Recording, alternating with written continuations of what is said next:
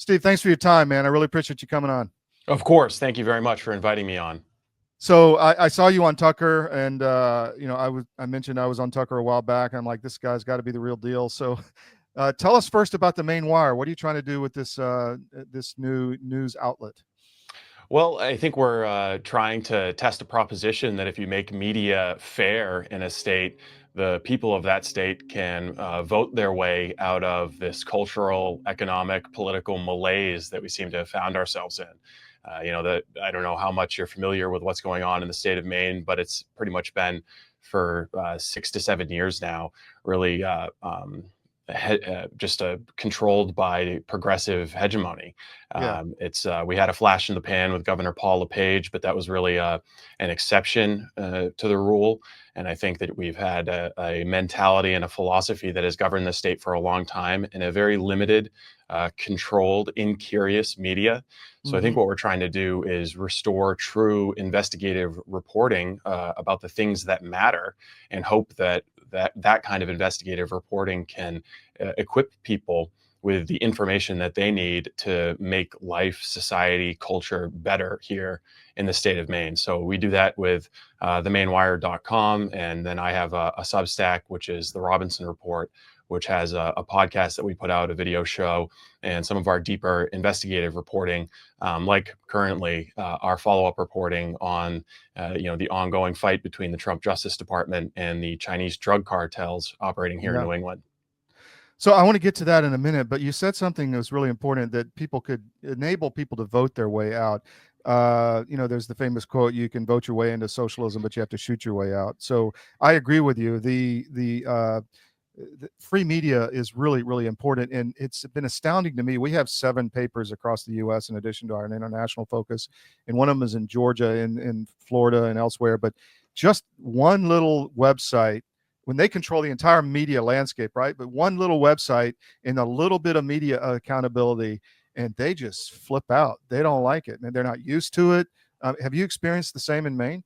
Oh, absolutely. I mean, tremendous resistance. I mean, when we first did our reporting on the Chinese drug cartel activity in the state of Maine, we had hordes of screaming leftists coming out and saying, this is xenophobic, this is anti-Asian bigotry, you're using, how dare you, illustrate that story with a dragon, that's racist. Well, now it turns out, as I've been saying all along, and as an indictment handed down in the District of Massachusetts last week proved, these people have been using human trafficking. So is it bad for Asian people to write about drug cartels, or is it bad for Asian people to be kept as indentured slaves in pothouses across New England? I think they'd probably be more concerned with the slavery aspect of what's going on. But we have faced on any given story we face disgruntled leftists and some disgruntled people on the right too, who just want to complain. They seem to enjoy that. But I'm pretty sure in Georgia, you guys are also familiar with the National Trust for Local News. And something that's kind of dawned on me over the last 2 years as we've been building the Maine Wire is that for the National Trust for Local News, which is this, it's a big nonprofit funded by George Soros, Pierre Omidyar, the founder of eBay, Hans-Jörg Weiss, a Swiss national who's very interested in American politics. For these progressive donors to win the media war through the National Trust for Local News, they don't actually have to control the messaging from newspapers in Maine, like the Portland Press Herald, which they own, the Sun Journal, which they own, the Kennebec Journal, which they own. They don't have to have editorials that are pro higher taxes, pro gun control, pro transgenderism, whatever. They actually just have to destroy them and make them incurious and get rid of investigative reporting and take away anything that might be adversarial to the power structure, which is really what they've done. We have, a figment of news media here in Maine. The newspapers, the website still exists. And if you go there, new words appear on a regular basis, but it's like a pantomime of journalism as opposed to actual investigative reporting. There's nothing there that's really going to be challenging the power structure here in the state. which is almost worse. I would take the honest leftism that's investigating Yes. environmental damage, corporate malpractice, the plight of the worker. I would take that over this kind of incurious, knee-jerk, beholden to power type leftism that you see so common in American media companies, where for them news is whatever comes to their email inbox as a press release from a powerful politician. They get a Totally. they get a thrill up their leg when they see that governor, what's his name or what's her name, has sent them a press release or some inside tip. So that you saw that during the whole COVID thing, right? I mean, because the media is bought and paid for by big pharma, it wasn't that they were controlling necessarily the narrative. It was the stories that those entities knew they couldn't publish, or they would lose that funding, right? I mean, it's a very similar situation as at the Absolutely. local level. This is gets us a little far afield, but here in Mm. Maine, we've uncovered the vast number of no bid contracts that the Janet Mills administration has been giving out to all kinds of entities, nonprofits, businesses, but Mhm. also to newspaper companies. Our state's largest so-called independent newspaper, the Bangor Daily News, also happens to operate a public affairs company. And under Paul LePage and the previous governor, John Baldacci, there were never any no bid contracts given to the Bangor Daily News or to its public affairs company. But suddenly, when a hardcore progressive Democrat in Janet Mills enters office, they start getting no bid contracts to their public affairs firm. And some of those were related to COVID. Specifically, when the governor was mandating the vaccine for healthcare workers and knew that a bunch of healthcare workers were going to quit, they paid the Bangor Daily News to do a public affairs campaign to encourage people to go to become to be healthcare workers, including new Mainers, by the way. So as the old Mainers were resisting forced vaccination with experimental mRNA products and leaving what in some cases was their lifelong career, they were paying the media to recruit refugees and asylum seekers to come in and replace them in these direct care jobs. So if you're in the position of the Bangor Daily News and you're getting millions of dollars to run these public affairs campaigns, are you going to Mhm. report on, well, I mean, the no bid contract itself is sensational. The offer Yeah. of the contract is sensational. The circumstances around it are sensational and newsworthy. But the Bangor Daily News reported on none of it. They just stacked the cash. So let me ask you, I mean, I have found, and I had a Hollywood, I mean, we raised some money to start this business a few years ago, but I had a big fundraiser out of Hollywood say, you've done more with, less than 1 million than I've seen companies do with 15 or 20 million. And you see these big news entities, these startups, I forget the names, like, I don't know, BuzzFeed or whatever. I think they went under. They lose like $100 million. I mean, you got to work to lose that much money, man. So have you found that you do a lot with a little, I guess is what I'm getting at? Absolutely, Yeah. absolutely. I mean, we have a very thrifty mentality. We're not, Mhm. a large or, very well-funded organization Mhm. compared to other media entities in this state. But I think that we also, one of the benefits we have is we don't have a baby boomer mentality where we Right. need to. No offense to the baby boomers out there, but we don't have this mentality where we need a central office and we need, 3 secretaries and an HR person and an Exactly. accountant and a CTO. We're not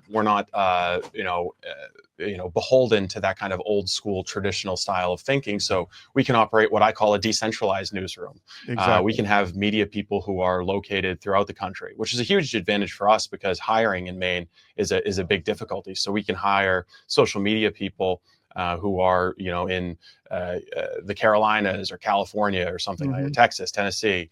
So we don't have to, be beholden to these old ways of running a media organization. And the other big advantage there is, I think if you look at all the available information, the trend for news consumption in the United States is towards social media.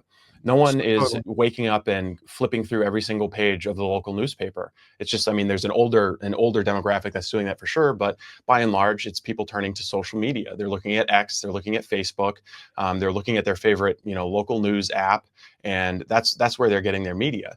And the newspapers are still stuck thinking they have to print newspapers. The TV stations have a lot of overhead Yes. invested in their TV stations. And I'm a talk radio guy, so I'll sad to say this, but the talk radio stations even have overhead involved in maintaining their towers and the physical properties there. So the Sure. benefit that new entrants into the journalism world have is that they can be digital, they can be social media first. We can Mm. post things, on Twitter without worrying about having to drive traffic straight back to our website so that we get eyeballs on, Google ads or something like that. So I think that that's an advantage that we have, and it's something that the traditional media here in Maine hasn't woken up to. There's no one in Maine that's posting video from legislative hearings direct to social media in the way that we are. And we'll, if we see something controversial or some debate or something newsworthy happening, and it's just video from a school board meeting, a city Hmm. council meeting, or a legislative committee, we'll post it on social media and we'll get, a million views. And pretty soon, Fox or Newsmax or you guys are using the clip. So we've Yeah. really embraced social media as part of our kind of asymmetrical advantage over the traditional media here in Maine, which are just universally left wing. Well, you definitely have to stay nimble on the business model. Have you faced a lot of the censorship? Because we got deplatformed massively, and I mean, it really impacted our distribution. But you got to be savvy about how to make money. I mean, because otherwise you don't survive. But you don't Yeah. have the So overhead. Yeah. yeah. So Yeah. the Maine Wire has been around for about 12 years now, just as a Okay. website, and it's a project of the Maine Policy Institute, which is a Mm. 501c3. But it never really had dedicated leadership until I Mhm. took it over at the end of 2022. And so Gotcha. we kind of escaped some of the most controversial COVID era censorship, Mhm. where if you just said something on a podcast or you posted something, you would instantly just be get an automatic deboosting or censorship or shadow ban Yeah. and never be able to recover from that. So we kind of got to learn from the unfortunate experience that a lot of other creators had. And so as we began creating, multimedia video content, studio content, we explicitly built ourselves with the intention of being censorship resistant. So we didn't Mm. want to be too dependent on Google. We didn't want to Yep. be too dependent on YouTube. We Feel your know pain. exactly. We know that Facebook is huge in Maine. It's probably the number one social media app in Maine, just because of our demographics and because of how people use it. I would say Mhm. everyone is waking up and first thing they check on Facebook. So we know we have to use it, but we also know that it's a potential choke point for Right. censorship. So we do have to be smart and savvy about that. We faced attempts by the Mills administration to create a press credentialing system Mhm. here in the Mhm. state of Maine, which the state of Maine has never had a press credentialing system. And they were doing this specifically to prevent a reporter from the Maine Wire from going to COVID briefings and asking questions. Right. And this was not a case where the Maine Wire reporter was going there and asking even, I wouldn't even say remotely controversial questions. These were just questions that like Mainers would ask if they were at the briefings. But they didn't like any semblance of questioning their power and their authority. So they tried to create this credentialing system as a mechanism for censorship. But fortunately, they were unsuccessful in that endeavor. But yeah, it's something that I think you're kidding yourselves if you don't have a strategy for dealing with that as a new media entity. And I'll tell you, just anecdotally, Mhm. we saw the power that Facebook has over messaging and political conversation when Mark Zuckerberg did his podcast with Joe Rogan. He Yes. went on and said, well, I'm a bow hunter and I do jujitsu and I'm based and we're going to stop censoring people on behalf of Joe Biden and the federal government. And that week, we had our best week of growth on social media. And it Wow. wasn't because we had a particularly explosive story, that was driving an unusual amount of traffic. It was just like that week, our biggest growth in terms of new follows, impressions, and then the second week was the same, and the third week was the same, and it continued on until basically the month of gay began, the Pride Yeah. Month. Yeah. When Yeah. Yeah. that began, I think we had some mass reporting from LGBTQ leftists that put us back in the censorship box. But if you pay attention to your analytics and your metrics closely enough, then you can see exactly when somebody in San Francisco toggles the on-off switch. Oh, for sure. So it makes Totally. you very carefully aware of just how much of your like how much do you want to be exposed to something like that. something that's so fleeting and transient. And Yeah. if you have a problem with Facebook, good luck taking that up, pleading your case with anybody at that company, at Meta. Well, wow, you're talking my my talk here, because we faced all of that, and we took the tack along. We got deplatformed over Ukraine. I mean, some of the reporting we did there on what was going on in country in 2019 and 20, but we never recovered on certain. We're back on X now, but they gave us some of the accounts back. We lost like 8 accounts, and then but we've grown. We have over 6 million on Truth, so you just got to be everywhere. But let me ask you, let's talk about the Chinese Communist Party. The story you were talking about on Tucker fascinated me. I'd heard bits of it, but I didn't know how bad it was. Can you give us the elevator pitch of what's going on in Maine with that? Well, I think it's a New England wide story, and I think the elevator pitch is that because of the legalization of cannabis in Massachusetts and Maine, Chinese drug cartels took a playbook here that they first tested in Washington State, California, Oklahoma, and that playbook was to maximally exploit the camouflage that's created when a state legalizes cannabis, and the confusion around that, where people don't really know what the rules are.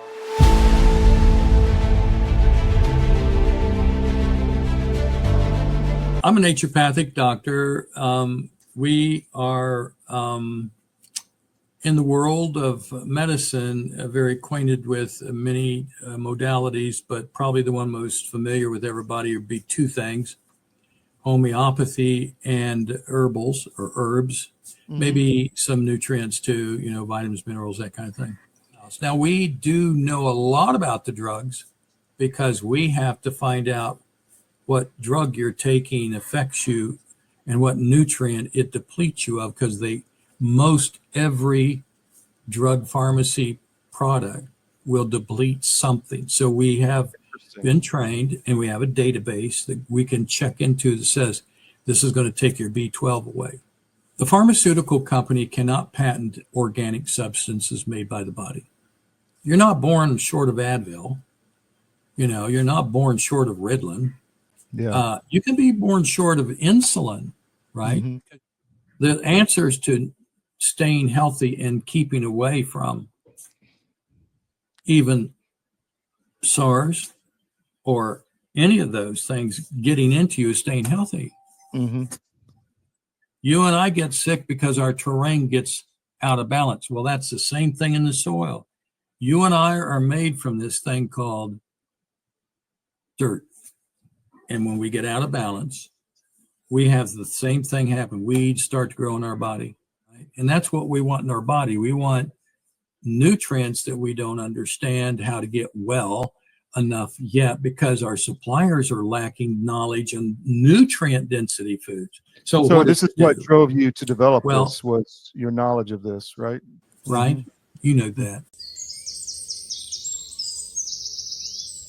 Rules are, so they don't know what to question, what's illegal, what's not illegal, and they just kind of keep it to themselves and assume that this is part of globalism and a growth industry that happens when you've legalized it. So in 2020, when the state of Maine passed a law to legalize and formalize the cultivation and sale of marijuana on the adult use side, and joined to it a parallel medicinal use program, there was a gold rush. I mean, you open the doors to a scramble for billions of dollars in revenue. And I think what people didn't realize at the time, they should have, was that the export of marijuana from Maine was going to be a massive, massive industry. So they, because it's federally illegal, there's still this mythology that all of the weed grown in Massachusetts is consumed in Massachusetts because that's what's legal. All of the weed grown in Maine is consumed in Maine because that's what's legal. It's illegal to move it out of the state, so therefore none of it ever moves out of the state. That's a lie, a big fat lie. I would say probably more cannabis is leaving the state of Maine than is being consumed in Maine. And it's going to prohibition states. It's being sold at tobacco shops, hemp shops, convenience stores. It's being sold as hemp. It's being sold, on the traditional black markets. So because of the legalization of cultivation and manufacturing in the state of Maine, we took all of the demand for this drug and kind of focused it in on these jurisdictions where they can get away with growing it. And the Chinese drug cartels had a great model. If you're looking at it in an amoral sense, they had a wide open border thanks to President Joe Biden. They could arrange to smuggle Chinese peasants from the People's Republic of China into Central America over the southern border, get them a flight into New York. In New York, they can get a driver's license, no questions asked. They'll give a driver's license to a non-citizen, ditto for Massachusetts, and then they'll bring them up to Maine. They'll steal their passport and say, you owe us a smuggling debt for bringing you here to the United States, and we're going to hold on to your passport until you're done working that off at a cannabis house in Maine. And if you're at a rural property in Maine and you don't have a vehicle and you don't speak the language and you're an hour and a half from your nearest grocery store, you might not necessarily be in chains with a slave master over you, but you're not free. Yeah.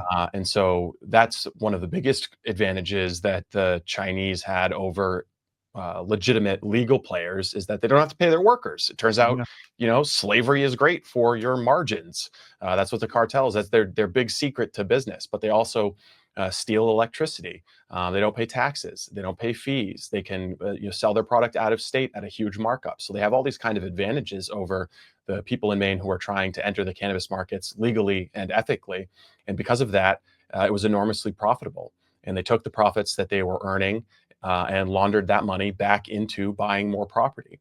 When I sat down with Tucker for that interview, I was of the belief that we were dealing with probably 300 to 500 properties in the state of Maine. Now, after subsequent meetings and source interviews and talking with some people in the real estate industry here in Maine, I think we're probably closer to 700 to 1,000 properties. Wow. And can those be clawed back in any legal sense? If Yes, they can. So time? there's 4 properties in Maine that were subjected to search warrants have been seized by the Department of Justice. This happened even under Joe Biden's U.S. attorney here in Maine, who wasn't particularly interested in clamping down on the Chinese drug trafficking. It was just so offensive and so obvious that she had to do the bare minimum to get away with not being a complete phony. Right. And she was rewarded with a judgeship from the Democratic governor, by the way, after she stepped down. Yeah. But there is a mechanism to seize these properties that the Justice Department can use, that the Trump administration can use for sure. There is a question, though, of to what use can these properties now be put? Because through our reporting, we've learned that the Chinese drug traffickers, both in California, Massachusetts, and Maine, they are using Chinese-made pesticides and fungicides that they import illegally from China. There's no registered use for them here in the United States. They are wildly toxic.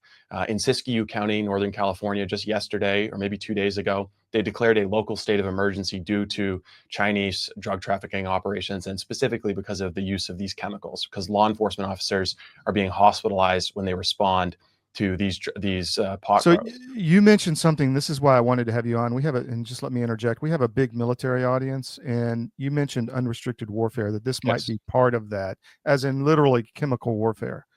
So go on, please. So these chemicals that we're talking about were only identified when the National Guard's weapons of mass destruction testing lab was brought in. That's the kind of chemicals we're dealing with. They're nerve agents. That's how that's why they're useful for marijuana, is because if you use them like a fumigant, they kill off any bug, any mildew, any pest that could possibly be ruining your product and diminishing the value of your product. These will help preserve it, but they also will attack the human nervous system. And so there are law enforcement officers who have been hospitalized, all kinds of people who have had allergic reactions.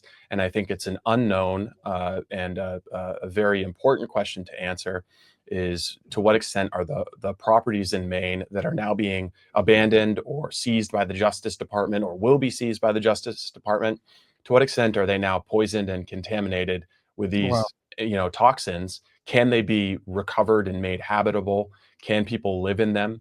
what needs to be done for these properties to be rehabilitated. There's a tremendous amount of environmental devastation that comes with these grows wherever they pop up.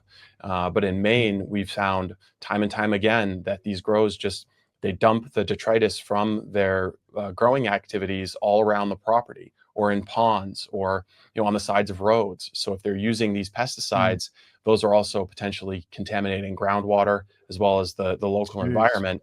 And we can't even get the governor of Maine to acknowledge that this problem is happening, right? She hasn't said a single word about it. So we're about 1 billion miles away from being able to develop the infrastructure and the political will to be able to reckon with the environmental and public health challenges with this. But as far as the chemical warfare aspect of it, if you were a Chinese colonel in the People's Liberation Army trying to come up with a way to weaken your enemy in America, what better way than to enable criminal organizations that wildly inflate the cost of middle-class housing, because middle-class people in Maine can't buy housing anymore. The Chinese drug cartels come in with a cash offer. They can close in 25 days. It's 20% over your asking price. They're blowing middle-class Maine families out of the water when it comes to bids, and they have been for 4 or 5 years. So you're making the local population dispirited, and kind of keeping them subjugated in poverty, while at the same time you're making this drug as cheap as possible all across the United States. In some cases, it's very potent, and you're lacing it with these chemicals that have unknown and even maybe unknowable health consequences for people who vape them, smoke them, eat them in states 2,000, 1,000 miles away, who never even know where it's actually grown, where the product actually comes from. So, I mean, if you're trying to find a way to poison and weaken the American people and have them pay you to do it, you couldn't invent a better way. So if this was intentionally part of unrestricted warfare as originally envisioned by those Chinese military authors, well, this is what it would look like. I don't know how it would look different. It's eerily similar to what they did with the vaccines, and I don't know where you stand on that, but forcing people to take them while you're getting rich doing it, which harms the end user. I mean, it's very similar, right? I mean, it's I would say warfare. I would say it's similar to that, but the difference is that they're also able to stockpile cash behind U.S. borders. So right now, if you tried to wire transfer a huge amount of money from China, I mean, it's gonna set off some alarm bells at the Treasury Department. But because marijuana sales through existing state level dispensaries are still only a cash business, it allows these cartels to amass huge cash fortunes that are totally untraceable. So if you had other criminal intentions, other malign intentions, you would have a huge source of untraceable cash in order to operate. If you're trying to get, say, terroristic elements across the southern border and get them armed, well, you've got a huge amount of cash. And we saw this last week in the indictment handed down in the District of Massachusetts. These guys were ringleaders of one small family operating within the Chinese drug cartels in New England. And they, the guy had a Porsche, but that was like $95,000 luxury sports car. And there was $700,000 he had just hidden away in that car. He had Rolexes, Cartier bracelets, and he was living in a $1.5 million house. But they're not here because they like to smoke weed, and they're not here because they enjoy fancy cars, although there is this kind of pagan materialism about them. They're here to stockpile cash. And I think that what should really worry Americans is what they intend to use that cash for. Wow. So I know we only got about 4 minutes here. You got to go at the top of the hour, the hard break. But let me ask you about I want to switch to another subject. The GOP in Georgia and in Florida, where we've had direct experience, and also in Connecticut, not so much in Connecticut, but in Florida and Georgia is very, very, very corrupt. I mean, they're literally working for the other team, imposing tyrannical structures. Do you see that in Maine? Are they just controlled opposition, or is there a real Republican effort in Maine? Yes and no. I would say that there are plenty of Republicans who are doing very well losing. And Yeah, if you're making $250,000, $300,000 a year losing, then why would you want to win? sure, It's sure. if they're comfortable, they're fine with it. But I think that there's a strong, big, and growing conservative movement here in the state of Maine Mm, that senses that we're at the edge of the event horizon, and that yes. if things don't change direction very quickly in the next year and a half, 2 years, that we'll slip over the edge, and the Maine that we knew will not be recoverable after what's happened, if that point hasn't already been crossed, to be honest. But yeah, we do see that this is a uniparty phenomenon, and Hmm. I began to sense it when I started to grasp how big the Chinese drug cartel story would be.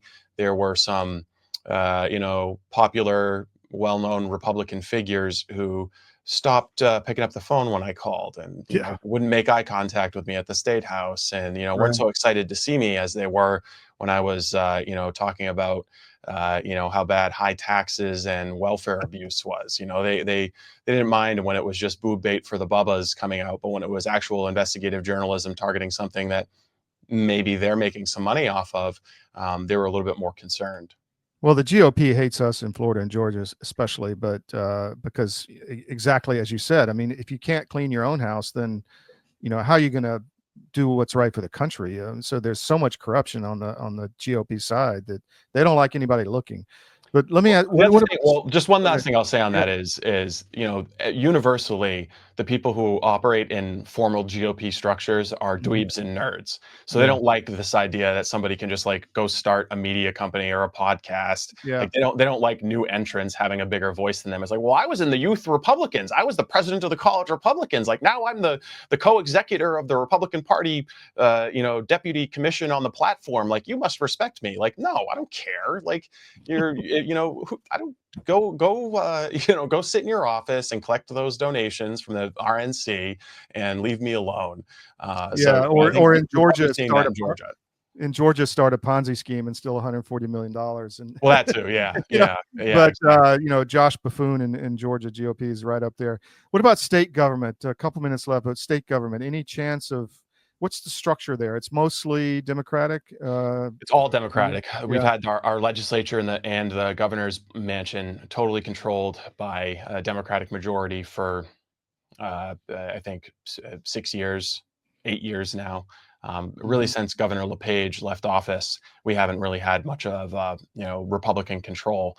Mm. But what we really have, the bigger problem in Maine, I mean, the progressive dominance, the one party rule is a problem, but we've expanded the size of government so much that even Mhm. the people you would expect to be conservatives are in fact dependent on Yep. government and happy with the status quo. Like all of our So big true. construction companies, well, their biggest customer is the state government through transportation contracts or wind power contracts or solar panel contracts. So are they going to complain about the solar panels and the wind turbines that are driving up electricity rates? Not really. The nonprofit industrial complex. I mean, Oh, it's like a third of people in the state of Maine are employed by nonprofits. I mean, I'm one of them. But I think that there's a big difference between nonprofits funded through philanthropy and nonprofits that are funded through money that's taken at the point of the gun from working supposedly free Americans.